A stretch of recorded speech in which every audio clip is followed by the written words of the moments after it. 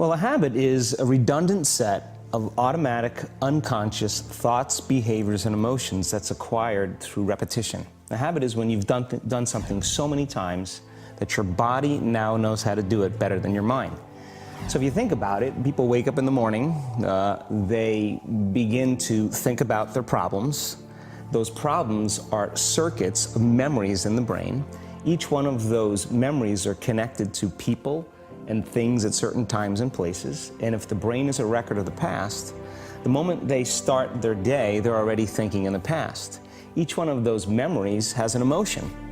Emotions are the end product of past experiences. So the moment they recall those memories of their problems, they all of a sudden feel unhappy, they feel sad, they feel pain. Now, how you think and how you feel creates your state of being. So the person's entire state of being when they start their day is in the past. So what does that mean? The familiar past will sooner or later be predictable future.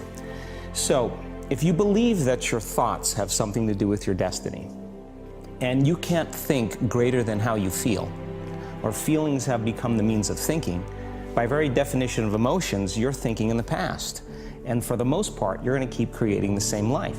So then people grab their cell phone, they check their WhatsApp, they check their texts, they check their emails, they check Facebook, they take a picture of their feet, they post it on Facebook, they tweet something, they do Instagram, they check the news, and now they feel really connected to everything that's known in their life.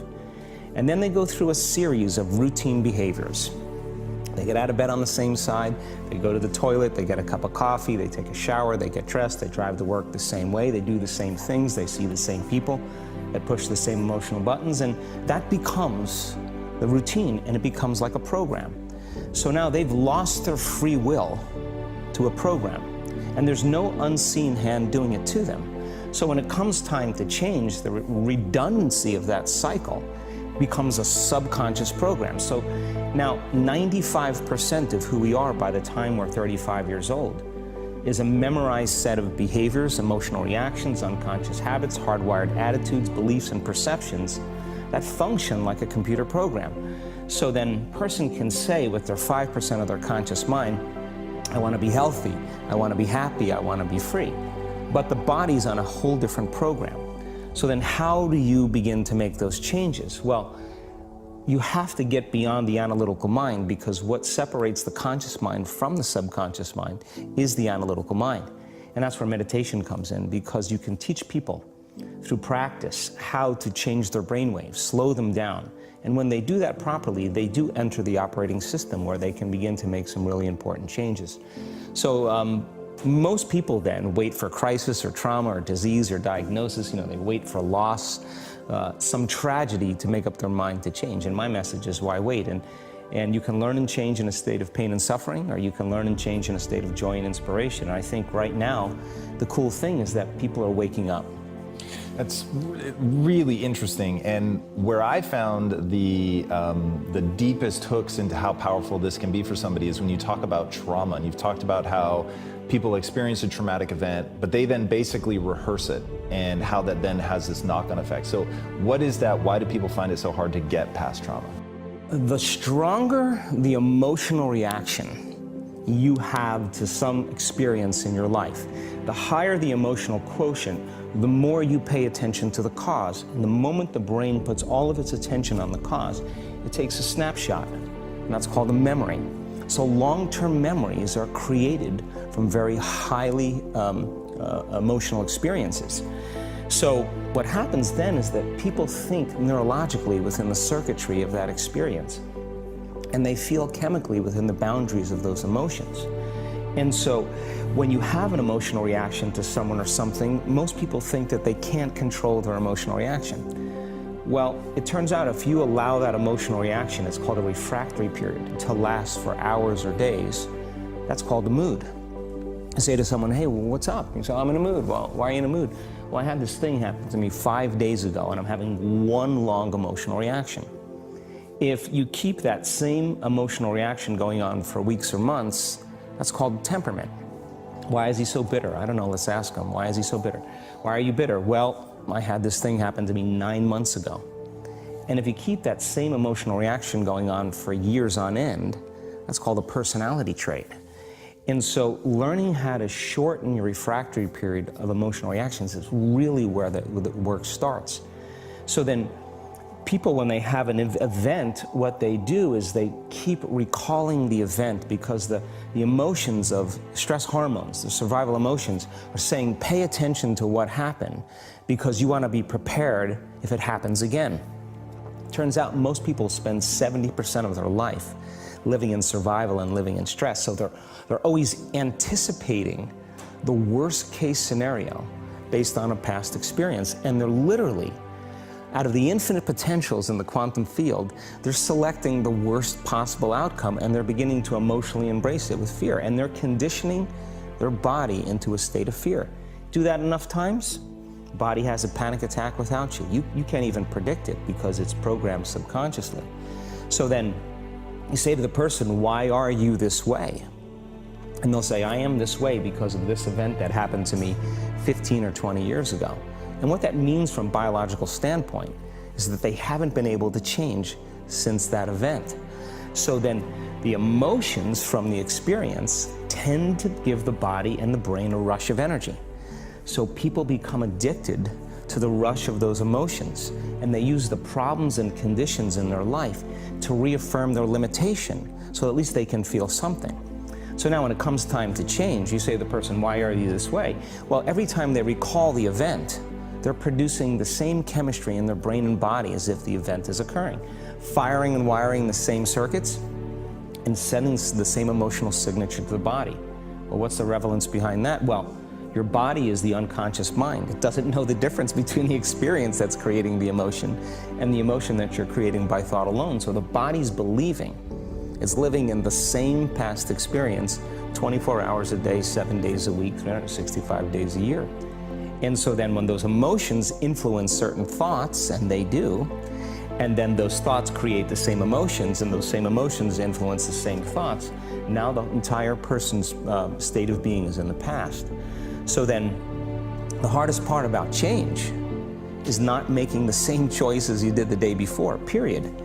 And the moment you decide to make a different choice, get ready because it's going to feel uncomfortable.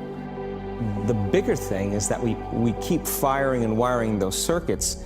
They become more hardwired. So you have a thought and then the program runs. But it's the emotion that follows the thought. If you have a fearful thought, you're going to feel anxiety. The moment you feel anxiety, your brain's checking in with your body and saying, yeah, you're pretty anxious. So then you start thinking more corresponding thoughts equal to how you feel.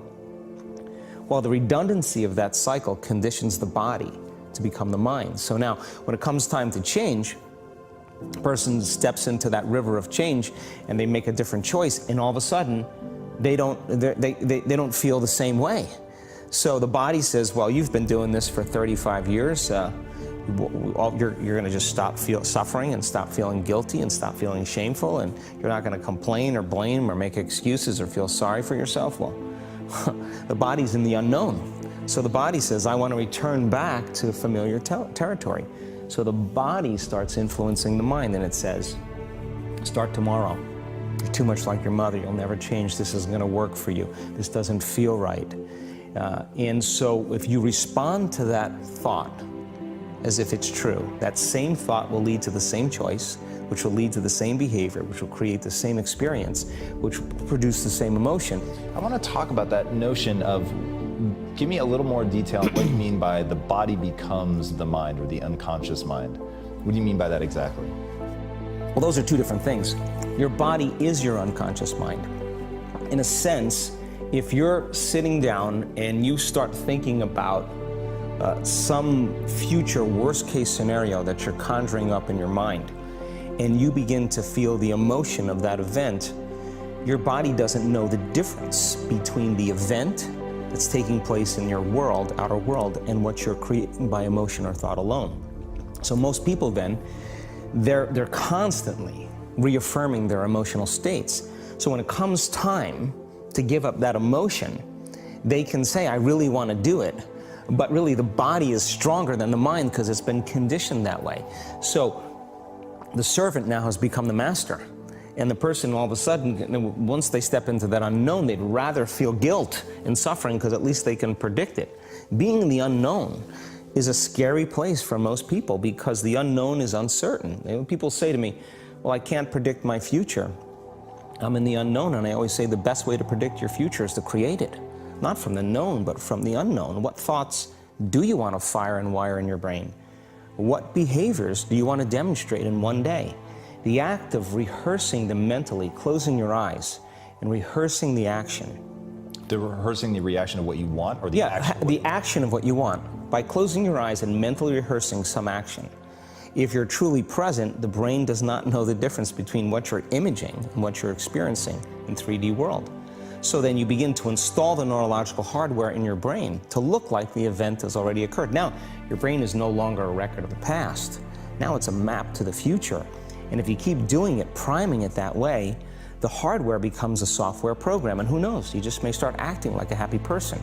And then I think the hardest part is to teach our body emotionally what the future will feel like ahead of the actual experience. So what does that mean? You can't wait for your success to feel empowered. You can't wait for your wealth to feel abundant. You can't wait for your new relationship to feel love, or your healing to feel whole. I mean, that's the old model of reality, of cause and effect, waiting for something outside of us to change how we feel inside of us. And when we feel better inside of us, we pay attention to whoever or whatever caused it. But what that means then is that from the Newtonian world is that most people spend their whole life living in lack, waiting for something to change out there. What do you mean the Newtonian world? The Newtonian world is all about the predictable. It's all about predicting a future. But the quantum model of reality is about causing an effect. The moment you start feeling abundant and worthy, you are generating wealth. The moment you're empowered and feel it, you're beginning to step towards your success. The moment you start feeling whole, your healing begins. And when you love yourself and you love all of life, you'll create an equal. And now you're causing an effect. And I think that's the difference between living as a victim in your world, saying, I am this way because of this person or that thing or this experience. They made me think and feel this way. When you switch that around, you become a creator of your world, and you start saying, my thinking and my feeling is changing an outcome in my life. And now that's a whole different game, and we start believing more that we're creators of reality. So how do we go from, okay, I have this negative emotion, it's controlling my life, it's got me in this cycle of, I think about this emotion, which triggers a chemical reaction, which trains my body to feel that way, which makes it easier, more likely I will do it again, and so now I'm in this vicious cycle. And it's unconscious. Right, and you said, does your thinking create your environment, or does your environment create your thinking, which I thought was really, really interesting. So how do we then go from that, like mechanistically, to begin this visualization process of something that's empowering? It's me in a different state, it's my future self. Is it meditation? Is it, what does that look like? If you're not being defined by a vision of the future, then you're left with the old memories of the past, and you will be predictable in your life.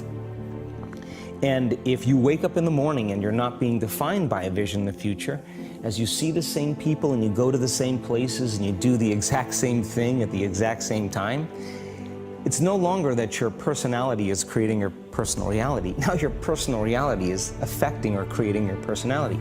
Your environment is really controlling how you think and feel unconsciously, because every person, everything, every place, every experience has a neurological network in your brain. Every experience that you have with every person produces an emotion. So some people will use their boss to reaffirm their addiction to judgment. They'll use their enemy to reaffirm their addiction to hatred. They'll use their friends to reaffirm their addiction to suffering. So now they need the outer world to feel something. So to change then is to be greater than your environment, to be greater than the conditions in your world. And the environment is that seductive. So then why is meditation the tool? Well, let's sit down, let's close our eyes. Let's disconnect from your outer environment. So if you're seeing less things, there's less stimulation going to your brain. If you're playing soft music or you have earplugs in, less sensory information coming to your brain, so you're disconnecting from your environment. If you can sit your body down and tell it to stay like an animal, stay right here. I'm going to feed you when we're done. You can get up and check your emails. You can do all your texts. But right now, you're going to sit there and obey me. So then, When you do that properly, and you're not eating anything or smelling anything or tasting anything, you're not up experiencing and feeling anything, you would have to agree with me that you're being defined by a thought, right?